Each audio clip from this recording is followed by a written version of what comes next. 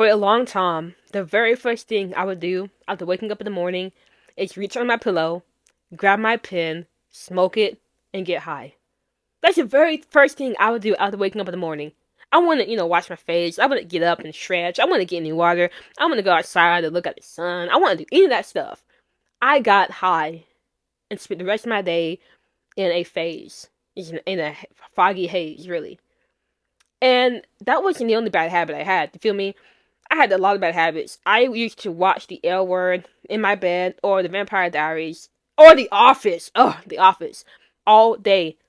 I could spend all day in bed just watching TV.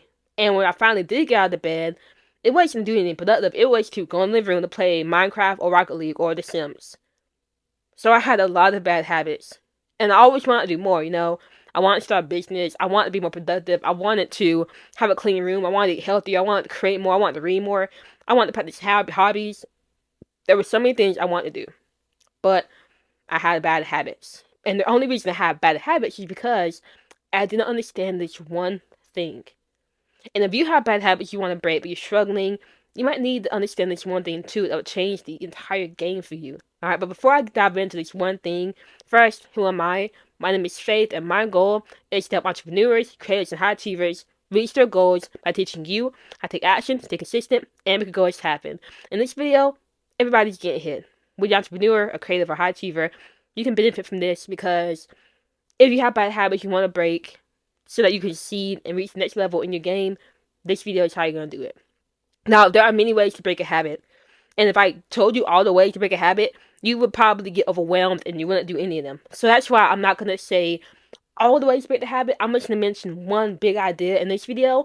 And then in my other videos, when I go back into how to break bad habits, I'll dive into these other things. But this is something that you can do right now to start breaking bad habits. So the one thing you got to understand to break a bad habit is that bad habits are formed in your environment. Bad habits are formed in your environment. Do you want to know why the reason I was getting high first thing in the morning? It's because my pen was under my pillow. Do you want to know why I could easily watch The L Word, The Office, The Vampire Diaries all day in my bed? Because I had Netflix on my phone. Do you want to know why I was able to play the game for so long? Because I had the game. All those things were in my environment, which promoted me to do it. And things that I wanted, they weren't in my environment. I wanted to create a business. Getting started on that stuff was not in my environment. I didn't have a computer I wanted to get on. I didn't have an office I wanted to get in. I mean, you don't need an office to start a business. I'm just saying, I'm throwing out ideas. I didn't have any books on business to help me form the identity of somebody who's actually an entrepreneur. I didn't have any of that stuff. That was not in my environment. I wanted to be active. I didn't have gym membership. I didn't have running shoes. I didn't have any exercise equipment. None of that stuff. So it was a lot easier for me to do the things that were in my environment. And it's easier for me to just think about what I want to do that was more ambitious, more productive, but weren't really in my environment. It's easy to think about those things and not do it. And to beat myself up for not doing it. When in reality, if I wanted to do it, I had to change my environment. So hopefully this makes sense. But if you want to change your bad habits, all you gotta do is change your environment. But first, you gotta understand what bad habits you want to change, right? For me, I realized I spend way too much time on my phone. I'm high all the time. I watch too much TV, and I'm playing the game. So guess what I did? I got rid of my TV. I know this seems extreme, but sometimes you gotta take it there. You gotta take it there. And I can tell you right now, I do not miss my TV. I don't regret giving it away. And it was a big TV too. It was a big TV, but I don't regret giving it away. Because you gave me so much more free time, and it automatically brought that habit of watching TV. I don't have a TV in my room at all. I gave it away. And of course, if I go out in the living room and there's TV on, I'm gonna watch it a little bit. But the thing is, I'm not watching it just out of habit. I'm watching it because I go into the living room to go talk to my mom. The TV's on. I might get pulled into it, but I always walk away. I'm not gonna sit down and watch hours and hours and hours of TV like I used to. How did I get rid of my gaming habit? I got rid of my game. I gave it to my best friend. Now I still game. My brother comes over with the game, I'll game with him. If it goes to my friend, I'll get on the system with her. But when I'm home doing these things, I don't care the game. It doesn't come to my mind because I don't have it around. It's not in my environment. How did I get rid of smoking? I deleted my plugs. I deleted contact. I got rid of my pins. Now, the only thing about smoking was once Delta came in, Delta became legal, so I can easily go to my smoke shop to get Delta and smoke that. And for a long time, I did that. So I'm not saying if you change your environment, it's automatically going to make it easy for you to not do those things, because sometimes you can get rid of like the junk food, and you get rid of the TV, and you get rid of the weed, but you can always get it back. So with that in mind, you have to find other ways to break that habit. Like I said, there's so many other ways to break that habit. But anyway, the gist is change your environment. Be aware of the habits you want to change. So like literally, think of the bad habits you have, and then like write down a piece of paper. Write down things you do way too much that you know you don't want to be doing. That's taking time away from what you want to do. And now ask yourself, how can you get rid of this thing from your environment? If you're on your phone too much, like if you're on social media too much, what about you log out of your social media accounts and then delete social media off your phone? You feel me? Why don't you put time limiters on that social media account so that you'll have something to force you to get off? What if you just tell yourself you're going to spend less time on your phone by making a schedule that you follow that doesn't allow much time to get on your phone anyway? You have to be very intentional about how you're going to be moving throughout your day.